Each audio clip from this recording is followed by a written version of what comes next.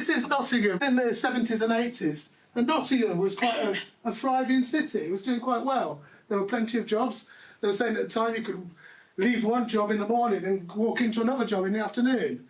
We had some big industries. We had, you know, Raleigh, Boots, Players, Plessy, a lot of big companies employing thousands, tens of thousands of people, right? So, but if you look at these photos, you don't see many black people in them, do you? So there were black people in Nottingham then, but probably just not around when this photo was taken, right? So, you know, it's quite well-to-do city, you know. Have a look at this. This is just a mile and a half from that same city centre you've seen. This is St Anne's, right? I grew up in St Anne's. I grew up in the old St Anne's. I grew up in the St Anne's that looked like this. I saw St Anne's getting demolished. I saw the new St Anne's being built. And I've recently come back. I was living in West Bridgford, but I've recently come back the last 8 years to live in St Anne's again. Doesn't quite look like this now. But can anybody remember when St Anne's was like that? Where it was, you know, they had to knock it down because of the housing was such poor quality. It was damp. It was absolutely awful place. You know, and that's where, you know, I grew up in conditions like that. Okay, this is 1960. I want to go back 2 years before that. See, Calvert, you've got the same look on your face.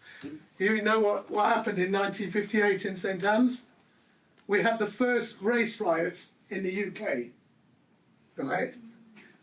Recorded as the first. The first in the UK. Mm-hmm. A lot of people refer to the Notting Hill riots. They happened a week after St Anne's.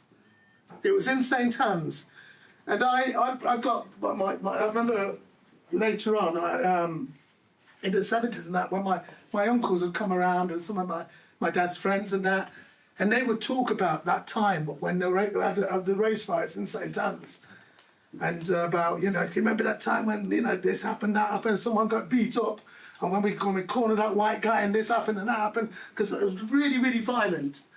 And the unique thing about the race riots in St Anne's in 1958, it wasn't just a one-off. It wasn't that something sparked it and then people went out and started fighting on the street. The riots went on for a week. So people were going to work, coming home, having dinner, and they say, right, come on then, let's go out. We're going to go and fight them. The white people are mainly teddy boys. You know, they're into a certain type of music, dress a certain type of way.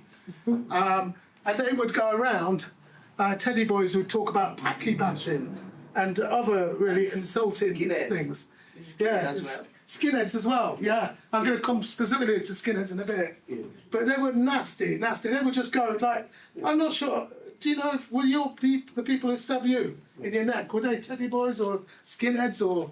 I don't know. Yeah. I don't think that there were any of those. There was just normal people going on the street that you would believe would do it, yeah. Yeah. Yeah. But this is the thing, right? Because I'm going to talk a little bit more about skinheads and I'm going to talk about the association with football. And you sort of think of these races on the far right and maybe somebody with tattoos, skinhead, all that. They're more likely to wear a suit these days. Mm-hmm. They might be working in your bank, working in your supermarket you go to. And then you think, why did my treatment wasn't quite right? You can't put your finger on it. It's because those people are probably racist. Mm-hmm. Not every racist will look, you won't be able to identify. In fact, I went to school in Nottingham and I know I went to school in Snenton Dale. And I know a lot of, my school was predominantly a white school and I still keep in touch with my mates and that. And some of them, if you saw them in the street, you would cross over, you'd think, why? You know, because they got, you know, shaved head or whatever, big and that. But these people would do anything for anybody. They're not racist. So you can't just go by what somebody looks like. You know, it's really important. So, okay, this is St Anne's. So we got these race riots taking place, 1968. The next year, you see somebody here. Anybody know who this person is? Enoch Powell. Enoch Powell. Enoch Powell he makes Nigel Farage look meek and mellow. Yeah. He was a nasty, nasty man. And he didn't like black people one little bit. he taught, gave a famous speech in 1968, 69 actually, and it was about the rivers of blood. Said, look, if we have more of these people, brown people, black people coming into the country, the streets are going to be flowing with rivers of blood. And that's what he was saying, and that's, you know, just after the Nottingham riots, and the riots started in London, then in Bristol, another place in the country. And he was saying the problem is the black people. That's why there's riots. It's the black people. They are the problem. We need to get rid of them. It says, in 20 to 15 years' time, the black man will have the whip hand over the white man. Yeah? You know, Is it happening? And this, you know, this is going out on national radio. Yeah, we did have television then.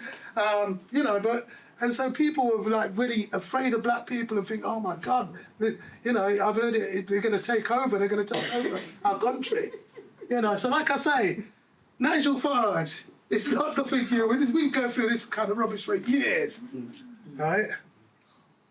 Right, now I'm going to talk about hooliganism. There's a link, and there still is today, between football and the people who fight and cause trouble at football, and the far right and the racists.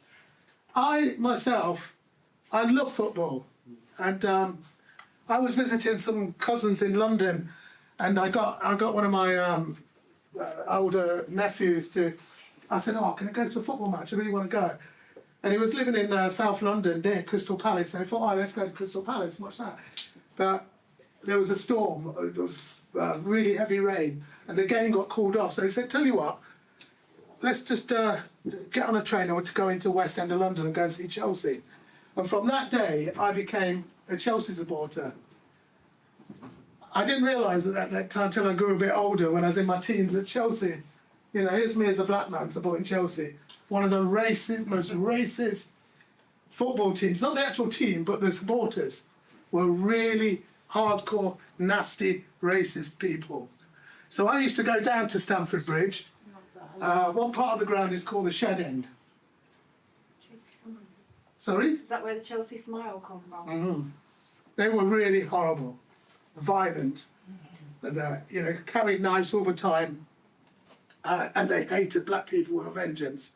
But myself and a couple of colleagues from Nottingham, there's a mixed race guy, and there was an Asian guy, and there's a white guy, and we used to go down, and I used to go and stand amongst them.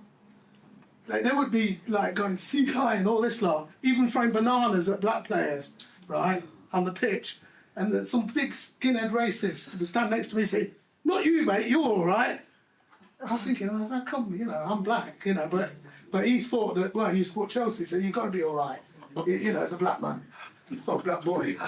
But it's really messed up how they've thought things out. And what I used to see on a weekly, well, go down there, mate. I used to go about once a month. I was only about 14, 15 at the time. And they used to sell, the National Front had a newsletter called British Bulldog. And they used to be selling that in the Shed End and that. And people would come to me and say, "Oh, do you want to buy one of these?" I'd say, "No, you're all right." I mean, this is like really, really messed up. Really horrible, violent people. I once met, there was a big black guy, and he used to fight. He was with all the skinheads and that. He was very much one of them. And he once came up to me and my friends and said, "I've seen you guys around," he says. "I'm thinking of starting a black section of the National Front." And, you know, even at my young age, I thought, how does that work? Yeah, how can a black section of the National Front? He says, "If I'm going to call a meeting soon, are you interested?" And we just like looked at this guy's massive. We said, "Yeah, right," because didn't want to get beat up. Never saw him again, but heard that he was murdered. Probably at his meeting. Don't know, but yeah, messed up time. So, but yeah, there is still a very, very strong link to right-wing extremists and that. And you do. I've worked for years. I've worked with different football clubs from Mansfield Town when they were, you know, they're giving out National Front and other badges. Worked in Nottingham Forest, seen stuff at Leicester. In fact, I've been beaten up just outside Leicester football ground, but that was by the police. Yeah. So anyway, you know, I'd heard about the riots, going to football matches, seeing really unusual and quite nasty things. But I must admit, there was one time, it was in Leeds at a football match with Chelsea, and the police used to hate Chelsea fans because they knew that they would fight back. And so the police used to enjoy a bit of violence. Like, well, nothing's changed, has it? So they'd be on their horseback with their batons and just running down the street, banging anybody on the head. We were running away. There were thousands of people on the street. I fell over, right? Police officers were coming down, just battering people. I thought, oh no, this is it. Next thing I know, somebody grabbed me, picked me up, and threw me in a doorway. I looked up. It was a skinhead. Of all the people, a skinhead probably might have even saved my life, I don't know.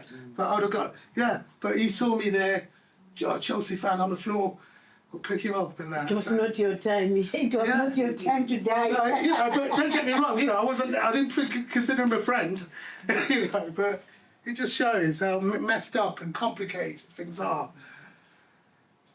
Anybody remember the Rock and Reggae Festival? Of course. I know Calvert was going to say yeah.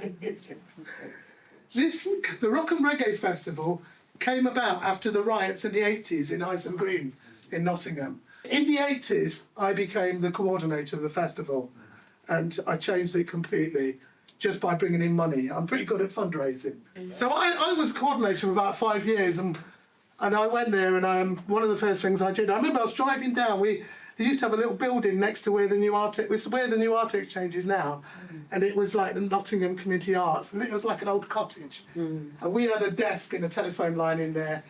I was stuck in traffic in Knoll Street going down towards Ice and Green, and it was at a time when they were building, not the flats down, they were building Asda.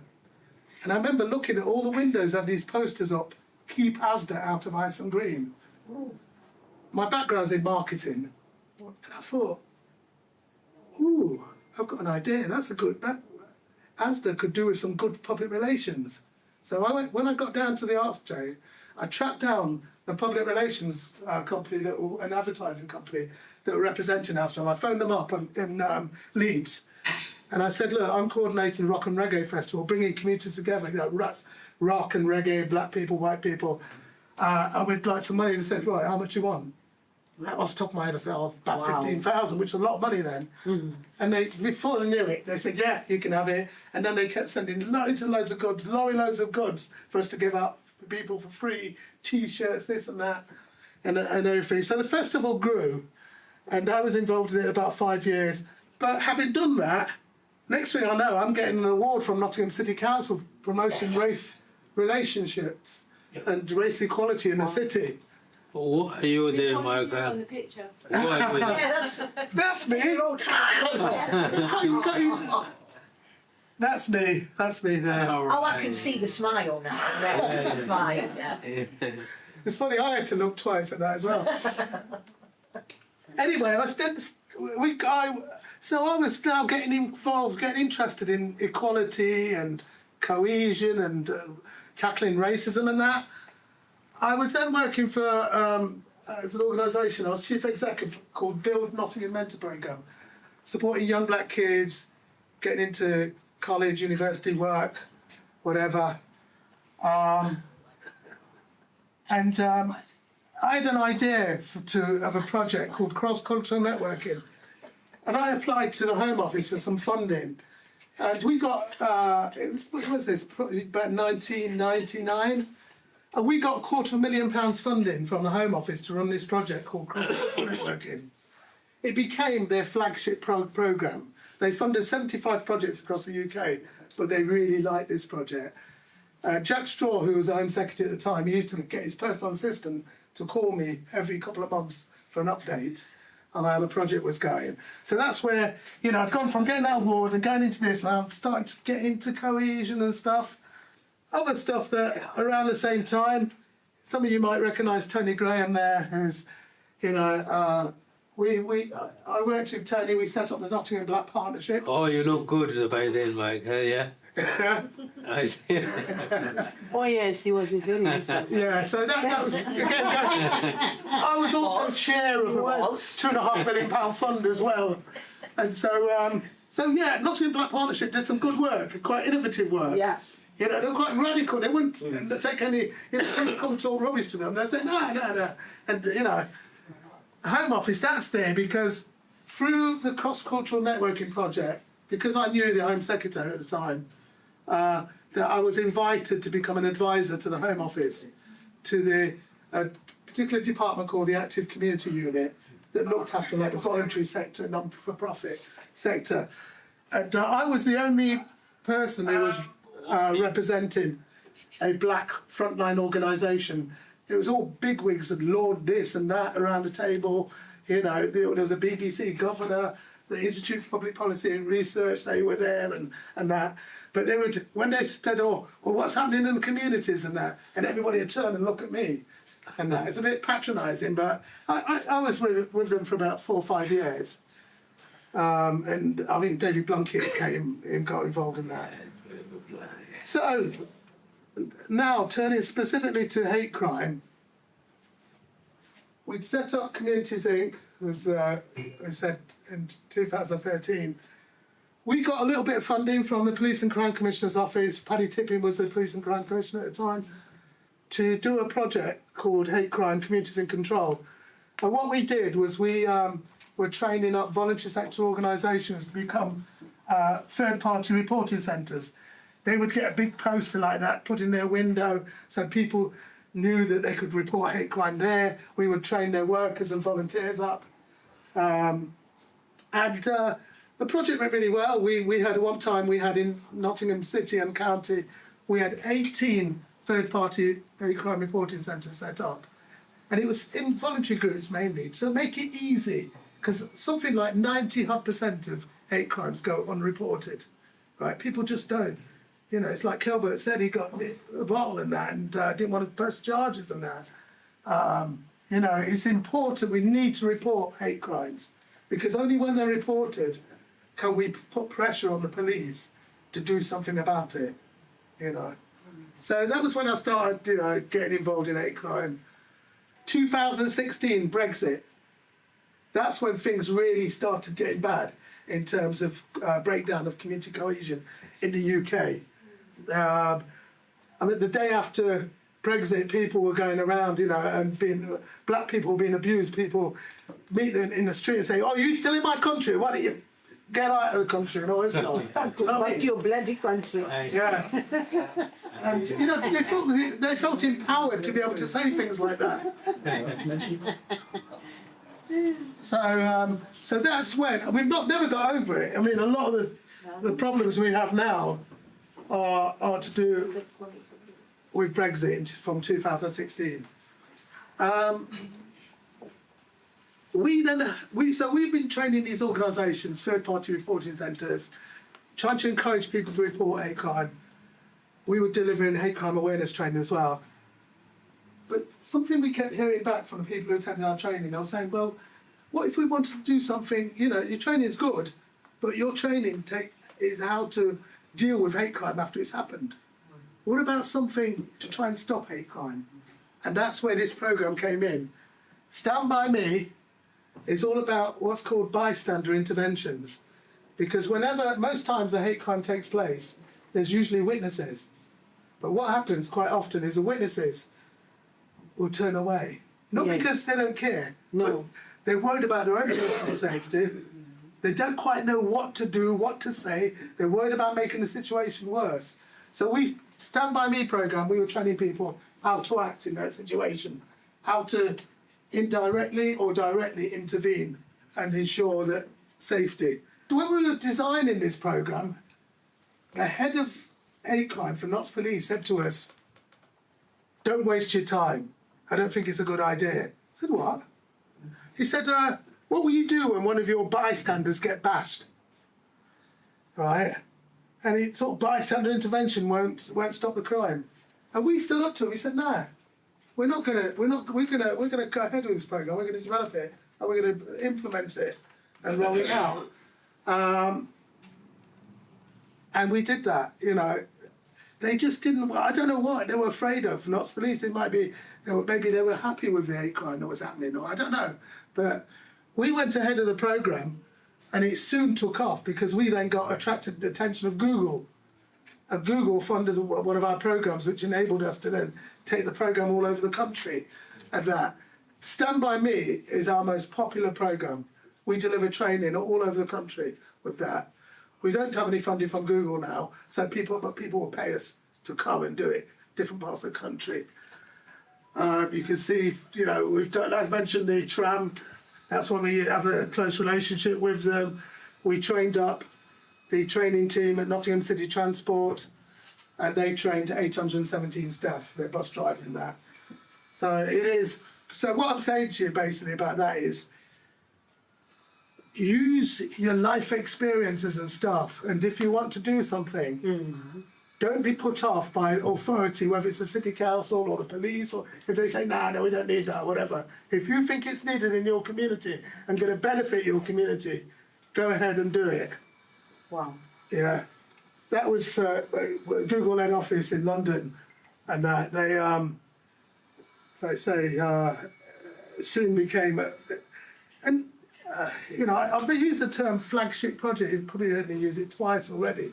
I spoke about that project that I ran for the Home Office back in 1999, and I'm talking about this one now, you know, 20 years later. Be creative. If you're designing projects or wanting funding, don't just write down when you're writing your funding bids, don't just what the funders might want to hear. It's not just about using the right words. It's about telling your story. So if you say, we want to bring people together, you know, don't just leave that. We want to bring people together to learn from each other, celebrate differences and that. Why do you want to bring people together? Because people are separate, and in my life I've witnessed what it's like when, you know, I come and I meet somebody new and now I can learn from them. You've got to go into that sort of detail.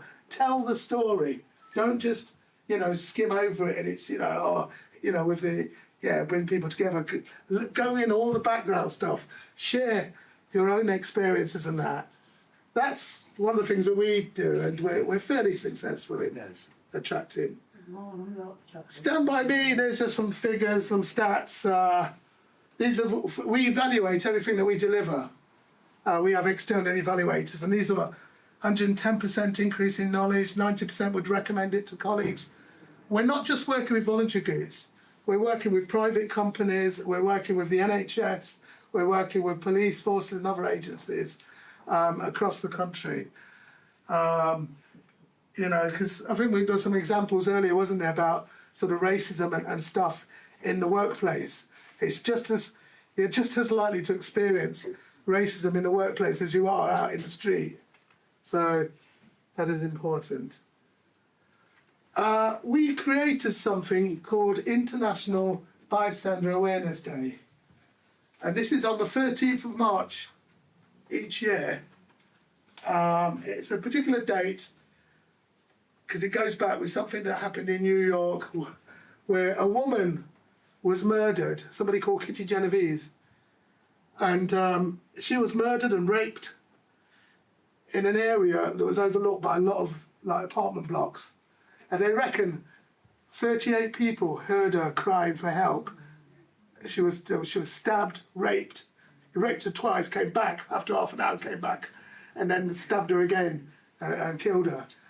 And that whole case of Kitty Genovese, there was a lot of, you know, outcry saying, how come so many people could overhear such a horrific thing and not lift a finger to help? It caused a lot of debate in America. And that's where the term bystander came out. And that's why we registered International Bystander Day. And every year we celebrate it and that.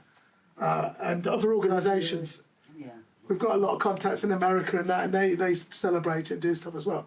We had an orchestra this year. This is at Nottingham Contemporary, and then we showed a film. These are just some photos of different events. Look at that one's on a canal boat. We even run dialogues on a canal. I missed that. On a canal. You can only get 12 people on a canal boat, but we've had some of our best discussions. We have a media suite. We think it's really important in the work that Ben and Nikita are doing in terms of filming videos, using social media, all of that. Really important, particularly if you're going to try and fight and tackle the far right. Because the far right, as Calvert rightly said, have got a lot of money, millions of pounds coming in from America. And they're very active on social media. That's how they spread their hatred. That's how they recruit new people and that. And so it's important that we're able to not leave them in control of social media, put our own messages out, positive messages and that. That's Clive Foster. When he was appointed as the Windrush Commissioner, I invited him into the studio and we did a podcast. You can go on our YouTube channel and find loads of videos and films and podcasts. This is a recent thing. This is a partnership that we've formed with the Renewal Trust, Nottingham CVS, and an organisation based up near Leeds called the Joe Cox Foundation. And that is a Nottingham Boy Common partnership. And we secured £100,000 fairly recently from Nottingham City Council. We're doing loads of stuff around cohesion, promoting cohesion in the city. Nottinghamshire Police have these groups that they consult with. We've got a group, it's called IAG, which stands for Independent Advisory Group. I chair the Black Independent Advisory Group for Nottingham.